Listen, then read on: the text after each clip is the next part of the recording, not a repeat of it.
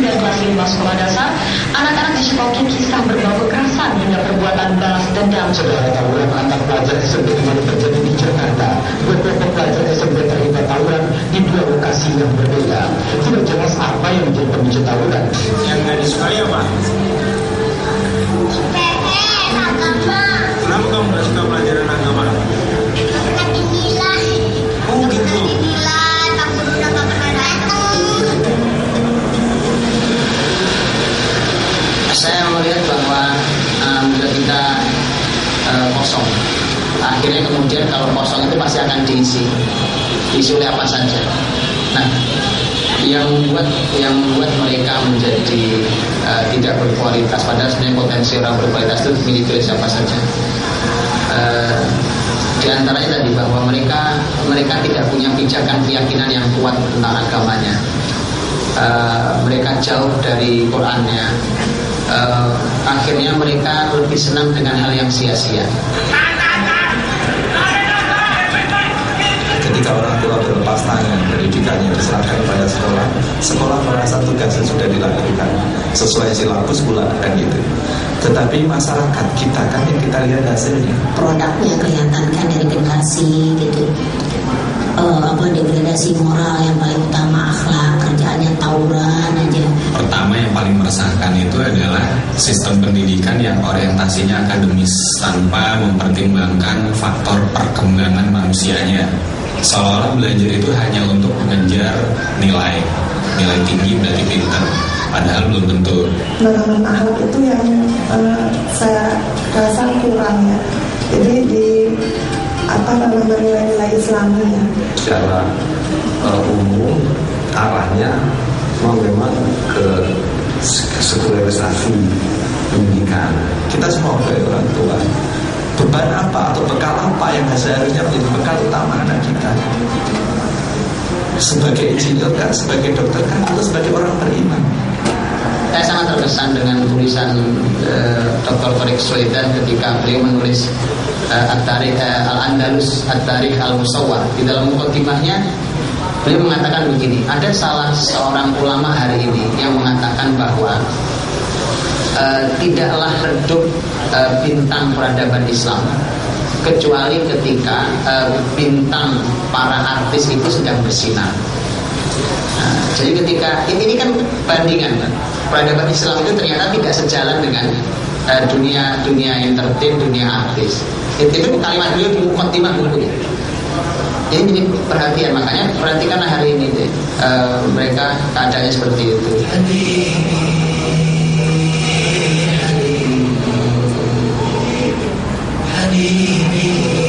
Zaman Nabi itu nanti mengajarkan hal yang umum sebenarnya. Umum itu dalam arti ini, hanya mengajarkan Quran, kemudian dipandu dengan hadis kalimat-kalimat beliau, dicontohkan oleh beliau.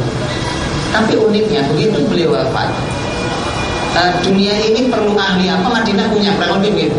Umpamanya dunia ini perlu seorang negarawan, ada di Madinah banyak negarawan. Seorang penegak hukum, Madinah banyak penegak hukum yang luar biasa. Itu bagaimana gitu? Jadi ini kan dasarnya ketika dimulai dari Quran, dari ilmu Islam, kemudian dibangunlah akidah termasuk karakter iman mereka. Terpadusan.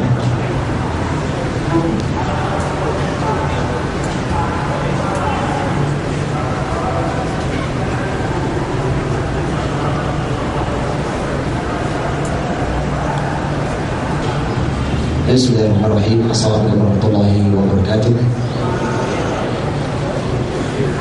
Alhamdulillah alladzi bi ni'matihi tatimmu shalihat.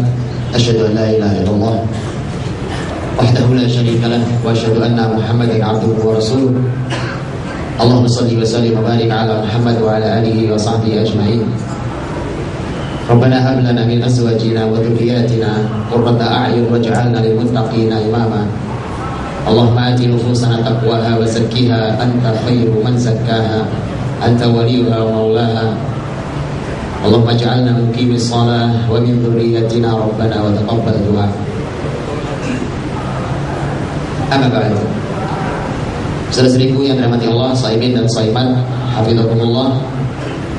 Alhamdulillah sudah menjelang pertengahan Ramadan Mudah-mudahan sudah banyak amal ibadah yang kita lakukan, sudah banyak rakaat yang kita lakukan, sudah banyak ayat-ayat yang kita baca, sudah banyak yang kita infakkan fisabilillah, dan semuanya mudah-mudahan diterima oleh Allah Subhanahu wa taala, menjadi amal mulia, menjadi pengampun bagi dosa kita, dan menjadi modal untuk membimbing keluarga kita.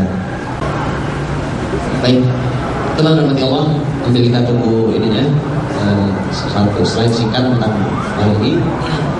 Temanya, judulnya memang gembira di usia belia, dan itu kalimat pilihan kita. Kalau yang tadi antum saksikan itu sebenarnya itu cuma tadi dicuplik cuma beberapa menit. Nanti antum bisa saksikan utuhnya di alfatih.tv, IPTV yang baru kita mulai, sedang kita garap terus, kita produksi terus. Itu kalau ini bicara tentang konsep pendidikan dalam Islam. Waktu kita membuka pendidikan Kutab Al-Fatih, dan itu adalah kita mencoba mengembalikan utuh, seutuh-utuhnya semampu kita, seperti apa sejarah menyampaikan tentang konsep pendidikan, ya begitu disampaikan. Hari ini coba, tidak mudah memang, karena ini zamannya bukan zaman Islam. Artinya ketika arusnya bukan arus Islam itu luar biasa, gangguannya, tantangannya, godaannya, dan seterusnya luar biasa.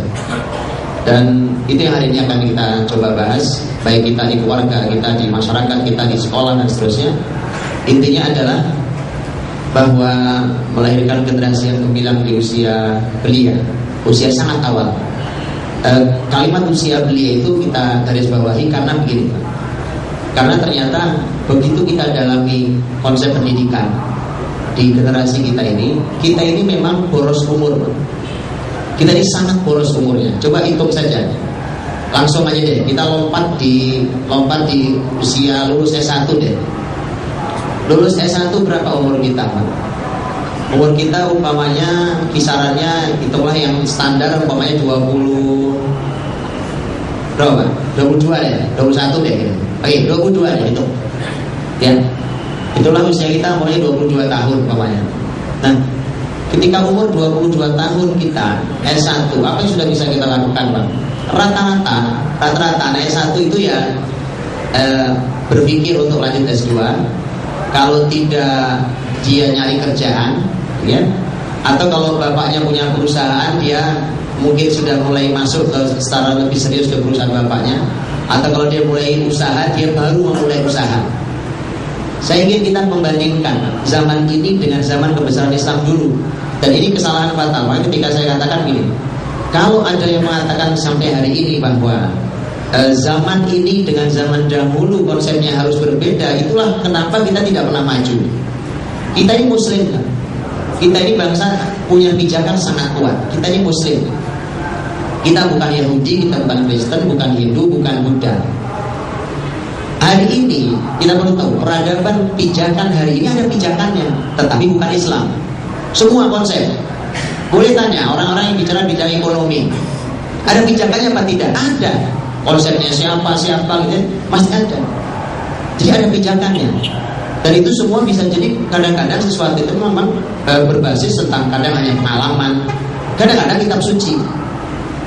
Jadi kemudian ketika kita ditipu oleh zaman dan kemudian kita mengatakan bahwa hari ini pijakan kita, pijakan yang kita ini beda, Pak.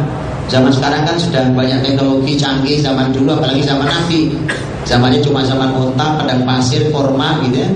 Jadi gak ada apa-apa, berbeda dengan zaman sekarang. Para ahli sejarah, Pak, para ahli sejarah Islam, dan itu bahkan diyakini oleh bangsa manapun, termasuk Yahudi yang memimpin peradaban hari ini, Pak. Itu meyakini betul bahwa sejarah itu sesuatu yang berulang kembali. Konsepnya konsep yang harus bisa diterapkan. Maka itulah yang mau kita coba menggali, ya. Kita coba gali sedikit tentu dengan waktu kita. Bagaimana hal ini bisa terjadi? Bagaimana Islam ini dengan usia yang sangat awal itu bisa mendapatkan generasi-generasi yang luar biasa. Bahwa ini saya ingin berikan rangkaian usia, Pak. Saya berikan rangkaian usia. Bahwa di usia tadi, usia 22 kita baru lulus S1 gitu ya. Sementara di dalam sejarah Islam usia segitu itu usia yang bukan cuma baru lulus S1, Pak. Boleh lihat sepanjang sejarah dari mulai zaman Rasulullah SAW terus berjalan sampai zaman kebesaran Islam yang terakhir, yaitu zaman Turki Utsmani. Itu sama, Pak. Ketika sistemnya masih diterapkan sama, hasilnya masih sama. Kita ini adalah merupakan mata rantai yang putus dari Islam. Setelah jatuhnya Turki Utsmani itu, maka kita putus dari semua kebesaran Islam dan ajarannya, sehingga putus pula hasilnya. Mari saya tunjukkan. Kalau zaman Rasul, kita lompat-lompat dari zaman ke zaman, Pak. Zaman Rasulullah SAW, zaman Rasul boleh dihitung. Kalau yang paling sering kita dengar, Usamah bin Zaid radhiyallahu anhu, itu diutus Nabi untuk menghadapi pasukan Romawi. Romawi saat itu negeri terbesar di samping Persia. Usianya baru 18 tahun. Cari hari ini di mana ada militer mengeluarkan anak usia 18 tahun keluar jadi jenderal lapangan perang. Hanya Islam yang bisa melakukan itu. Tapi perlu ketahui, ini bukan hal yang dulu dan tidak pernah terulang. Sepanjang sejarah Islam terus terulang. Karena jauh dari itu, Usamah bin Zaid saat itu diutus Nabi tahun 11 Hijriah. Tahun 857 Hijriah, itu kalau Masehi sudah tahun 1453. Tahun 1400, tahun abad 15, ya. Itu Muhammad Al-Fatih usianya 22 tahun saat memimpin langsung penaklukan Konstantinopel. 22 tahun. Jadi itu memang begitu. Begitu seterusnya. Kalau kita bicara tentang, kalau tadi seorang panglima perang, itulah kita bicara sekarang ilmuwan. Seorang ilmuwan. Ketika Umar bin Khattab di zaman Nabi dan para sahabat, Rasul wafat, Umar menjadi khalifah. Umar menjadi khalifah tahun 13 sampai 23 Hijriah. Waktu menjadi khalifah, kemudian Umar tentu perlu staf ahli, Pak. Banyak sekali staf ahlinya. Yang paling mengherankan adalah ketika Umar mengangkat seorang anak usia 15 tahun menjadi staf ahli negara. Mana ada Umar berani bertaruh, bahkan Umar pertaruhkan anak 15 tahun itu di hadapan orang-orang cerdas di zaman itu. Di zaman Umar itulah Persia Romawi tutup. Dua peradaban terbesar di muka bumi tutup zaman Umar. Staf ahlinya salah satunya anak usia 15 tahun. Tetapi ini didikan Rasulullah SAW, Abdullah bin Abbas radhiyallahu anhu. Nanti bagaimana melahirkannya kita lihat, Pak. Begitu bisa diulang dan sederhana.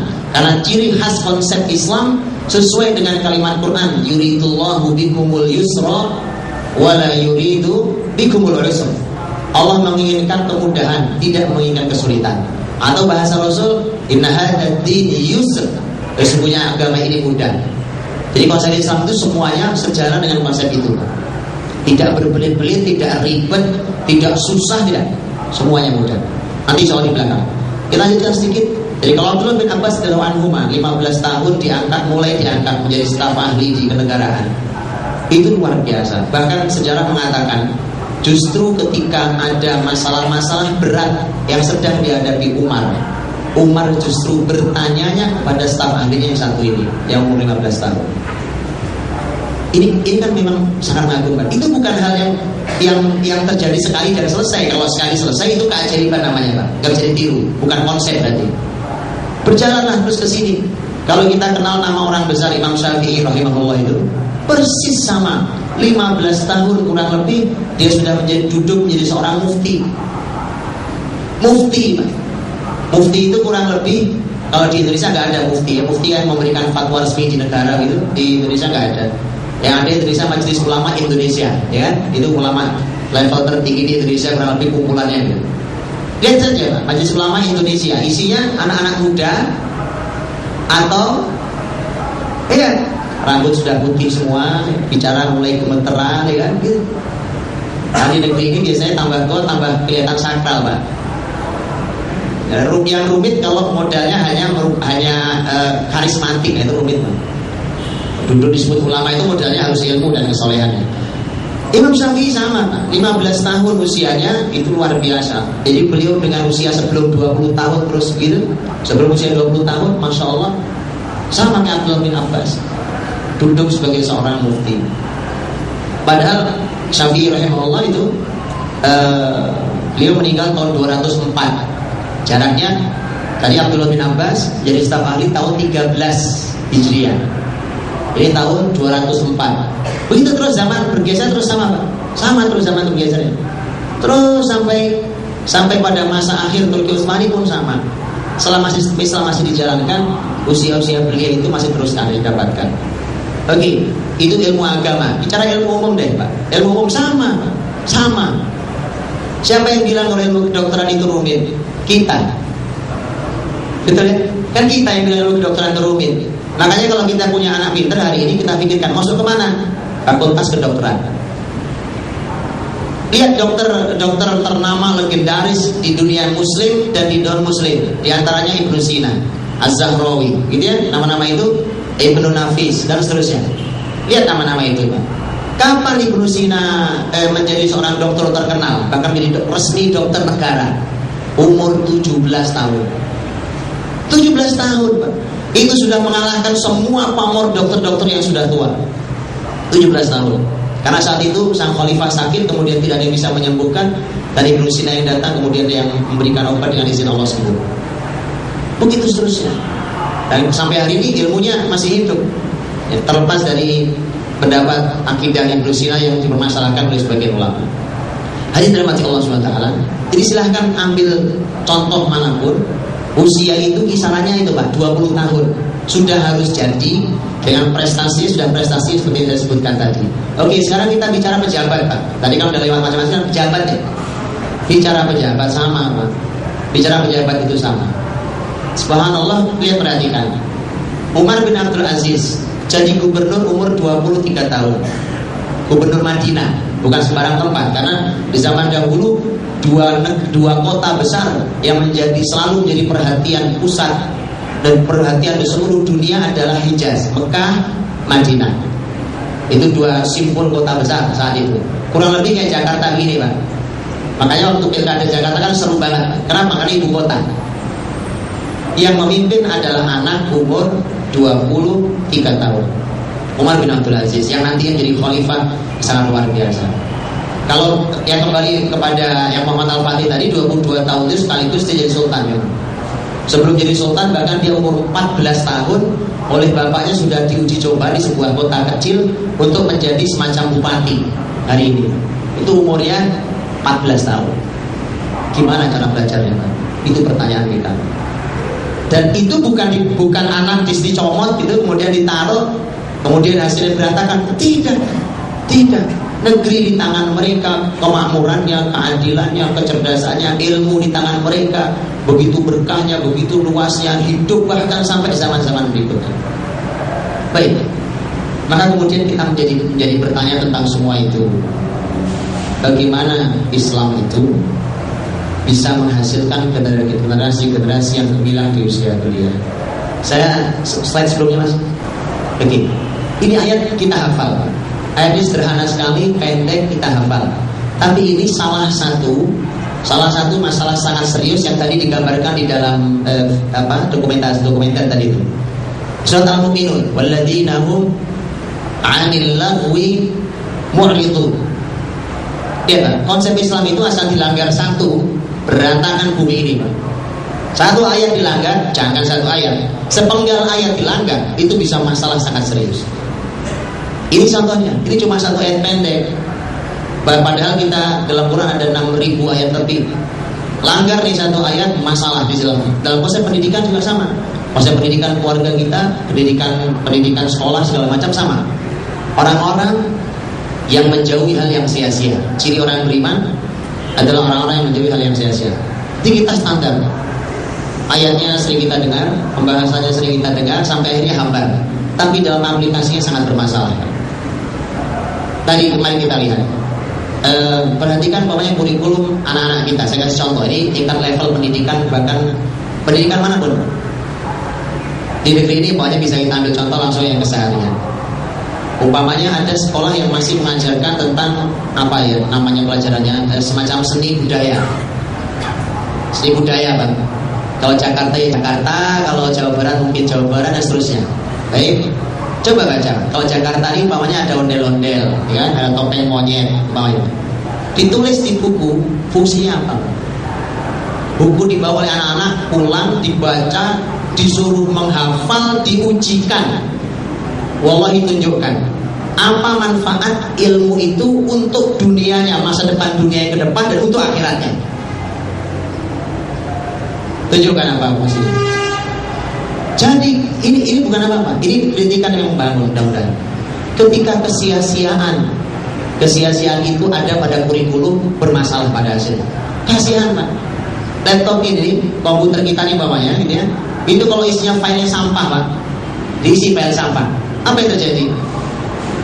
Atau itulah umpamanya sudah low disk gitu ya, sudah kebanyakan file. Yang terjadi adalah mesti jalannya mulai lemot, mulai enggak. Mesti gitu. Itu kurang lebih yang terjadi Pak.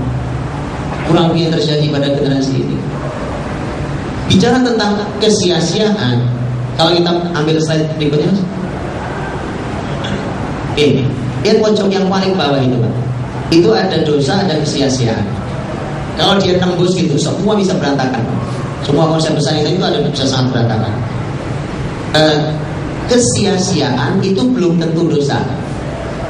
Di awal bisa jadi dia memang diperintahkan, tetapi belum tentu dia masuk langsung wilayah dosa. Kalau dosa artinya lebih berat dari hal itu. Nah, ternyata saya pernah ketika kita berdialog tentang masalah, kita ngobrol tentang masalah ilmu otak namanya, ternyata masya Allah, apapun yang namanya dosa itu menurut ahli otak pasti akan merusak otak seseorang. Pasti akan merusak otak seseorang. Itulah mengapa daya tampung kita, kalau kita ilmu tampungannya otak, itu tampungan hari ini orang paling hebatnya pun terbatas.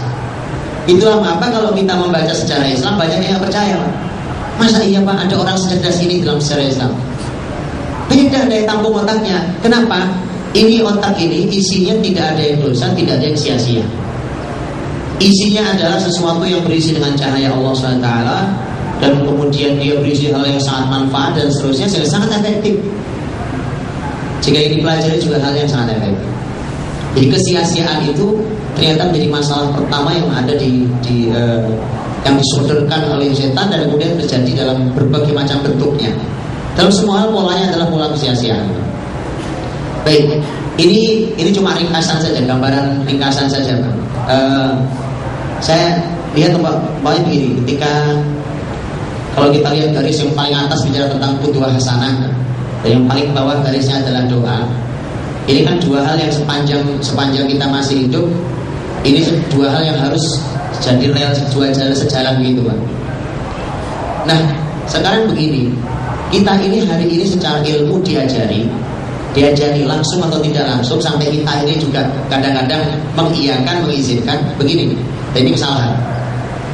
Orang Pak, walaupun ya seperti apapun rusaknya, dia boleh lah Pak mengajarkan ilmunya ke kita, walaupun ilmu itu nggak cocok dengan kesehariannya. Itu aja kita izinkan juga. Itu di satu sisi begini Pak, di satu sisi kadang-kadang memang orang-orang yang fajir, orang-orang yang senang dosa, itu terkadang memang suka mengangkat bendera Islam. Itu Nabi sendiri yang mengatakan. Karena bendera Islam itu diangkat juga dengan orang-orang yang banyak dosanya.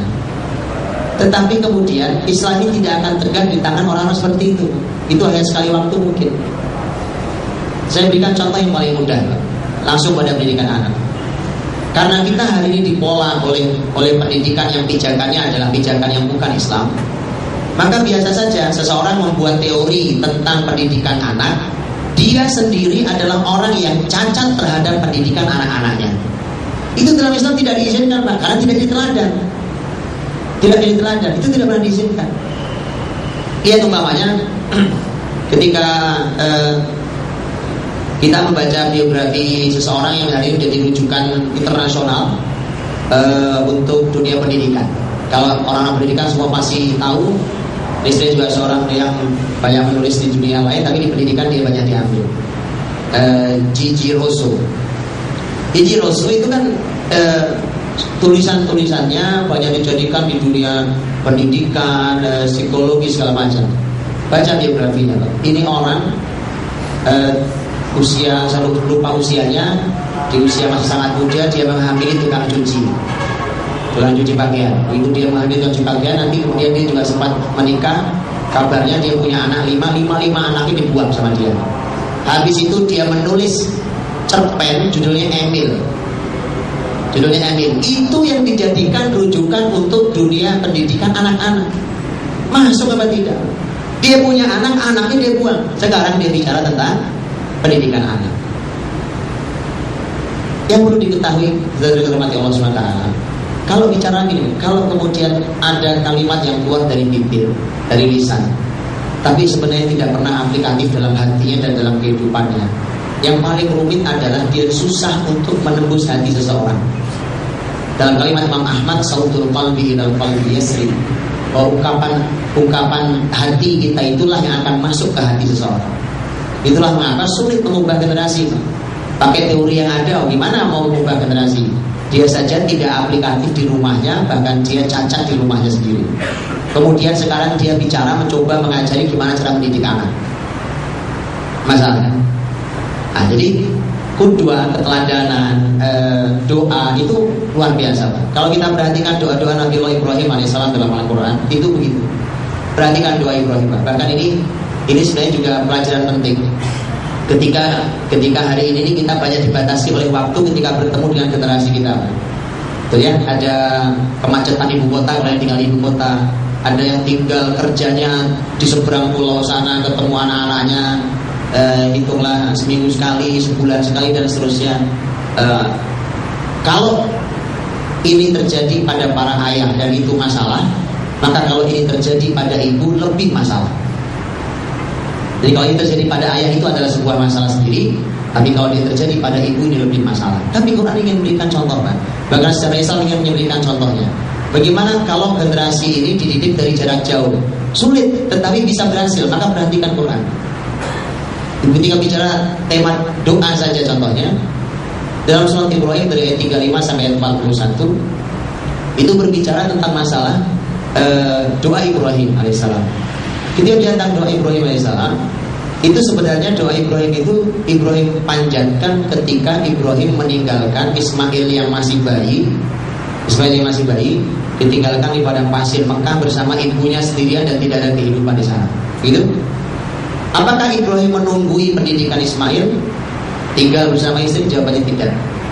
Karena Ibrahim meninggalkan istrinya dan putranya Ismail itu yang masih bayi ditinggal ke Palestina. Lihat sekarang jaraknya. Sekarang jaraknya, yang satu di Mekah, bapaknya ada di Palestina. Hari ini Masya Allah, ada email, ada telepon, ada handphone, ada 3G, ada 4G, ada apa macam-macam. Orang menelpon kelihatan mukanya gitu hari ini. Zaman itu apa yang bisa disampaikan? Komunikasi seperti apa yang bisa disampaikan?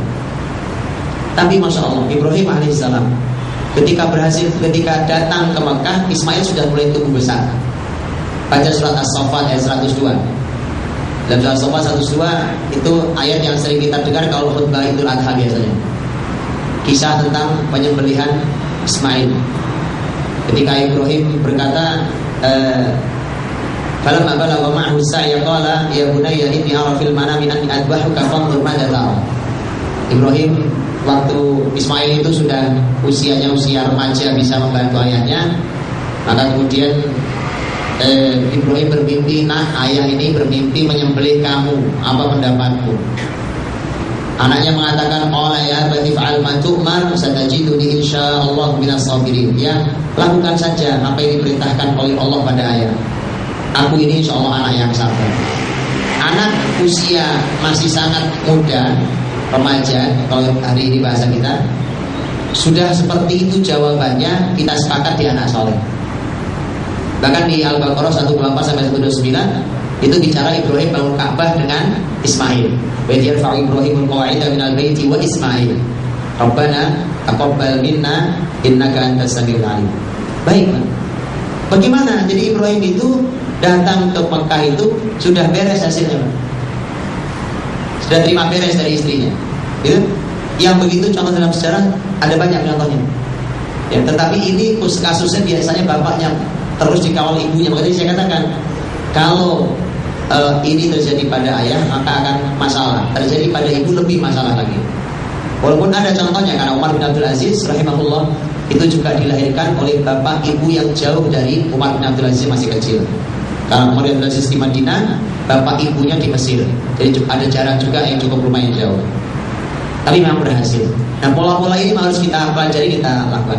Di antara yang menjadi tugas yang paling penting adalah doa tadi, Pak. Karena lihatlah bagaimana Ibrahim berdoa, panjang doa Ibrahim. Setiap kita ketemu tentang Ibrahim, isinya doa, dalam Quran isinya doa gitu. Nah, cuma cerdas berdoa, banyak berdoa itu perlu dipelajari sendiri. Bicara tentang keteladanan juga demikian, ya. Kalau Rasul mengajarkan kelembutan, Pak, Nabi demi Allah tidak pernah memukul sekalipun pembantunya ataupun wanita atau istri-istrinya. Tidak pernah dilakukan Nabi SAW.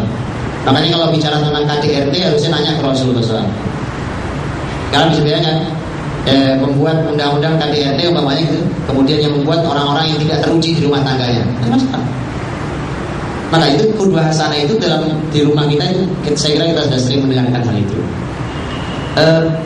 Sekarang mau bicara tentang konten pendidikannya, Pak. Ini kita bicara tentang konten pendidikannya. Apa yang harus kita lakukan tentang konten pendidikan? Ada tulisan di sana, ada iman utama, ada Al-Quran, ada ilmu dasar Islam, ada ilmu agama, ada ilmu non-agama. Ini sebenarnya berdasarkan hadis, berdasarkan kalimatnya sahabat Nabi SAW, Jundub bin Abdillah radhiyallahu anhu, yang mengungkap tentang konsep rahasia kebesaran para sahabat Nabi. Gimana cara Nabi didiknya? Ini diriwayatkan oleh Imam Ibnu Majah dalam sunannya, hadis sahih. Jundub bin Abdillah Al-Bajali radhiyallahu anhu mengatakan bahwa kunna fityan hazabira 'inda Nabi sallallahu alaihi wasallam fata'allamna al-iman qabla an nata'allama al-Qur'an. Fata'allamna al-iman fazdadna bihi imanan. Fata'allamna al-Qur'an fazdadna bihi imanan. Kami waktu masih usia sangat muda, masih belia bersama Nabi SAW, kami ini diajari iman sebelum diajari Quran. Iman, Quran. Ketika kami belajar Quran, maka bertambah iman kami. Hadisnya, kalimat ini ada pembahasan panjangnya, Pak. Yang pertama adalah, kalau kita perhatikan, Rasul itu kan menemukan sahabat gitu, menemukan sahabat. Waktu tugas Nabi adalah mengislamkan bumi ini, memimpin bumi ini. Nabi kan dikasih panduan Allah cuma satu kurikulumnya, Quran. Apa Nabi punya kurikulum lain? Gak ada kurikulum lain. Gak ada kurikulum lain. Nabi punya kurikulum Al-Quran saat itu. Yang mengherankan itu, yang tadi saya katakan di dokumenter tadi. Waktu dunia ini memerlukan seorang pemimpin yang hebat, Madinah punya stoknya. Waktu memerlukan ahli ekonomi hebat, Madinah punya ahli banyak sekali. Waktu memerlukan seorang ahli agama, Madinah pusatnya. Waktu memerlukan apa, di sana ada orangnya. Gitu. Daripada kurikulum Nabi SAW adalah Al-Quran. Ini sebenarnya, kalau ini mau dipegang oleh generasi ini hasil luar biasa. Yaitu mereka diajari iman sebelum Al-Quran. Nah, Jundub memberikan kritik kepada generasi berikutnya. Kritiknya begini, kritiknya adalah, adapun kalian belajar Al-Quran sebelum iman, itu salahnya kalian. Ini kalimat sahabat. Kalian belajar Quran sebelum iman, jadi Quran dulu baru iman, itu salah kalian. Maka dari itu semua ulama sepakat, kualitas sahabat dan kualitas generasi berikutnya yaitu tabi'in itu lebih hebat kualitas para sahabat. Ulama sepakat. Semakin turun kualitasnya. Ternyata kunci besarnya itu, pelajaran itu sudah terbalik. Lihat, kalau sahabat belajar iman dulu baru belajar Quran, kalau tabi'in belajar Quran dulu baru belajar iman. Nah, masalah kita hari ini, ketika kita bicara tentang kurikulum pendidikan kita di rumah ataupun di sekolah atau di kampus, ya, tidak iman juga tidak Quran. Kan itu. Kita belajar umpamanya di sekolah tentang masalah pelajaran agama Islam umpamanya. Kita belajar tentang akidah itu cuma disuruh menghafal rukun Islam, rukun iman. Diujikan dapat nilai 10 umpamanya. Sebatas itu. Tapi sama sekali tidak sesuai dengan yang kita pelajari. Kalau ada pertanyaan, sholat subuh dilaksanakan pada pukul berapa? Jawabannya umpamanya jam 4.30 pagi umpamanya. Jawabannya betul. Coba diuji, bangunmu jam berapa nak? Di ujian kertas dia betul, ya. Tapi bangunmu jam berapa, kamu sholat subuh atau nggak sholat subuh, nah itu. Sehingga tadi ketika nilai di atas kertas itu yang kemudian menjadi ukuran segalanya hari ini di ukuran pendidikan, ya itu jadi masalah. Kembali ketika bicara tentang masalah iman utama itu artinya begini. Ketika ditanam oleh Nabi SAW dan Quran menanamkan tentang keimanan itu, Allah ingin mengait semuanya dengan iman pada Allah, iman pada hari akhir. Itu kaitan yang sangat kuat yang sering dipadu baik dalam ayat ataupun dalam hadis Nabi SAW. Itu yang harus sering kita sampaikan. Kalau kita bicara tentang dialog anak-anak dan orang tuanya umpamanya. Dialog anak dan orang tuanya saya sangat disayangkan, bahkan di kurikulum pendidikan juga sangat disayangkan tidak ada pembahasan tentang iman ini. Maunya ada pembahasan tentang hujan, Pak. Hujan turun nih. Itu hujan turun ini contoh. Atau kemudian di sekolah ada pelajaran tentang hujan. Pembelajaran di sekolah tentang hujan itu sebatas bagaimana cara hujan itu, proses terjadinya hujan, terus fungsi hujan. Berhenti di situ. Padahal Al-Quran Al-Karim ingin mengajarkan kepada kita bahwa selain bicara tentang fungsi dan segala macam itu dibicarakan dalam Quran, Al-Quran ingin menyampaikan bahwa seperti dalam surat Qaf, kalau kita buka surat Qaf, kita akan menjumpai cara konsep belajar tentang alam umpamanya sesuai dengan Quran.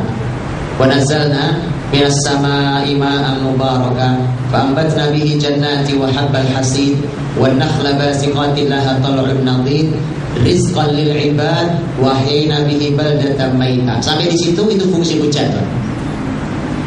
Kalau prosesnya ada di ayat lain, ini fungsi hujan. Kami turunkan dari langit air yang diberkahi. Baik. Kemudian kami tumbuhkan tumbuh-tumbuhan, pohon-pohon, kemudian menghidupkan bumi yang telah mati. Itu fungsi semuanya. Tapi ujung ayatnya itu bukan fungsi. Kadzalikal khuruj. Begitulah kalian nanti dibangkitkan di hari kebangkitan. Apa hubungannya antara hujan hari kebangkitan?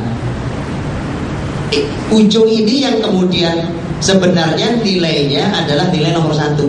Sebelum bicara ilmu yang lain, sebelum kita belajar komputer, itu adalah ilmu yang di atas seharusnya. Begitulah kalian dibangkitkan. Cuma kan juga perlu keahlian dan perlu ilmu. Bagaimana caranya mengait begitu hujan turun, kita bicara tentang hari kebangkitan, apa hubungannya? Nanti perlu ilmu. Orang tua juga perlu mengetahui ilmunya. Itulah yang ditanam dulu oleh Nabi dengan Al-Quran Al-Karim itu. Setelah itu tertanam kuat dua hal itu, maka mereka punya kontrol yang kuat. Kalau mereka salah, mereka mudah sekali taubatnya dan seterusnya. Setelah itulah mereka dilatih untuk mendekat pada Al-Quran Al-Karim. Sehingga dalam sejarah Islam, rata-rata orang sudah hafal Al-Quran pada usia rata-rata 7-10 tahun. Kembalikan itu, generasinya akan kembali. Itu belum kembali. Mau Indonesia ini punya muslim ahli di bidang apapun, gak akan pernah memimpin bumi ini dengan Islam. Tidak akan pernah terjadi. Kembalikan itu dulu sebelum yang lain. Kembalikan itu. Buatlah rumah kita ini menjadi generasi kita. Dimanapun mereka sekolah gak masalah.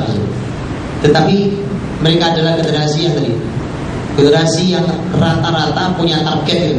Ya Pak, kalau 7 tahun kayaknya susah. Oke, jangan 7 tahun kecepatan. Itu yang bisa Imam Syafi'i, Allah itu bisa. 10 tahun susah Pak. Oke, lulus SD. 12 tahun susah Pak. Oke, lulus SMP deh. Gak juga. Padahal Quran itu sederhana sekali Pak. Quran itu sederhana sekali ya. Kalau anak-anak didiamkan itu Pak, ada lembaga-lembaga tahfidz Quran itu rata-rata gitu. Asal dia fokus, tidak ada aktivitas ilmu atau aktivitas yang lain ya, gitu ya. Kecuali cuma Al-Quran itu hanya perlu 10 bulan rata-rata untuk menghafal Quran 30 juz. Nah, bicara tentang menghafal Quran, silakan baca. Sekian banyak manfaat besar ilmu Al-Quran, atau kalau ada Quran dan ada dalam diri kita. Otak luar biasa, kemampuan lisan luar biasa, ketenangan jiwa yang luar biasa. Itu nanti akan ada pada generasi kita semuanya. Jadi bicara tentang Al-Quran Al-Karim, itu memang dimulai dari situ. Dimulai dari mereka menghafal, baru kemudian setelah itu ilmu-ilmu dasar Islam dan berikutnya ilmu-ilmu yang lain. Itu adalah ilmu yang nanti pondasinya adalah pondasi Al-Quran, karena mereka sedang punya Al-Quran Al-Karim. Jadi kalau kita bicara mulai begini, kita ingin berbicara tentang apa nih? Itulah tentang alam tadi, tentang alam bapaknya. Maka selain kita bicara dari sisi ilmu umum yang hari ini, maka bagaimana Al-Quran menyampaikan hal tersebut tentang ilmu tersebut, maka itu yang kemudian juga harus dipelajari. Nanti dirahmati Allah SWT. Waktu itu sudah habis. Oke, baik. Jadi ketika ini kan berat hal Bang. Kalau tadi dipecah dua yang bawah itu ilmu agama, ilmu non agama itu sebenarnya begini. Ini masalah kita ketika sudah sangat lama dipisahkan oleh sekulerisme. Sekuler ini merusak generasi Islam ini luar biasa. Kesaksian seorang doktor, beliau dekan di salah satu fakultas kedokteran gitu. Beliau mengatakan gitu, saya ini waktu diberikan tugas untuk menggabungkan antara ilmu kedokteran dengan ilmu Islam, jawaban saya, kata beliau, jawaban saya adalah saya ini produk barat, saya tidak kenal dengan Quran. Saya nggak tahu Quran itu isinya apa, ilmu kedokterannya apa yang bisa digali, yang ada paling ilmu umum saja tentang kedokteran. Itu kan masalah sangat serius bagi kita. Sangat serius. Kenapa? Ilmuwan non agama tidak begitu mendalami tentang agama. Orang yang mengerti ilmu agama tidak mendalami ilmu non agama. Itu tugas yang tidak sederhana. Untuk mengawinkan itu sekarang nggak sederhana. Dalam diri satu orang sekarang terkawinkan antara ilmu agama dan non agama. Itu PR besar kita. Maka kalau step ini diikuti akan kembali. Masukkan dulu Al-Qurannya pada mereka, dari mulai membaca, menghafal sampai bertahap kita mulai mengajarkan isinya. Saat nanti mereka dimasuki ilmu standar agama, ilmu umum, maka kita akan menjumpai nanti mix dalam dirinya. Suatu saat mereka akan menemukan ilmu-ilmu baru dari Al-Quran Al-Karim berbasis ilmunya. Umpamanya ketika bicara tentang dunia kedokteran itu, dia akan menemukan ilmu-ilmu kedokteran baru yang bahkan hari ini ilmu kedokteran secara umum menyerah, seperti dilakukan oleh seorang dokter spesialis dari Yordan, Dr. Jamil Al-Qudsi. Dia sudah melakukan penelitian terhadap Al-Quran selama 10 tahun. Dia teliti ayat-ayatnya, kata per kata dia teliti sampai dia menemukan banyak sekali resep-resep Qurani. Dan itu yang oleh dia diakui sebagai bahwa ini ilmu yang di dunia kedokteran sangat luar biasa langkanya, dan ilmu kedokteran menyerah untuk menyelesaikan penyakit-penyakit berat yang diselesaikan dengan resep-resep itu. Itu kedokteran. Nanti bicara yang lain, teknik juga demikian. Makanya karena kita terlalu jauh dari Quran kita membayangkan Quran itu isinya itu. Isi Quran itu ya kita baca dapat pahala. Kemudian kita hatam berapa kali, kemudian kita mulai menghafal juz 30, kemudian kita memahami dengan membaca terjemahan. Ini upaya yang baik, ini upaya yang sangat baik. Tetapi berhenti di situ bukan itu dapat. Kita gak akan dapat kalimat hudal lil muttaqin atau hudal linnas wa bayyinat minal huda wal furqan. Gak dapat kalimat petunjuk bagi manusia, gak ada. Karena membaca terjemahan itu kita hanya akan dapat ya kita pahami sesuai dengan terjemahan. Tapi kalau kita tidak mempelajari langsung dari sumber ilmu tafsirnya, di mana mereka para ulama akan menggali sampai detil huruf dalam Quran, dan di situ kadang tersembunyi ilmu yang luar biasa bagi solusi hari ini. Kalau itu tidak dipelajari, kita nggak akan dapat. Untuk bisa menggali Quran sedalam itu kan berarti otomatis tidak mungkin ketika bukan orang-orang yang akrab dengan Quran. Mustahil. Nah, lebih hebat lagi adalah kenapa mereka bisa gemilang di usia belia, Pak. Masya Allah, anak-anak yang punya Quran dalam otaknya, dihafal, apalagi soal hafal 30 juz.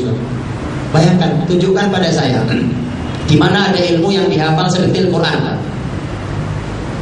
Kalau ada seorang ahli hukum pidana umpamanya, menghafal kitab undang-undang hukum pidana, apakah dia menghafal kata per kata, huruf per huruf, koma per koma?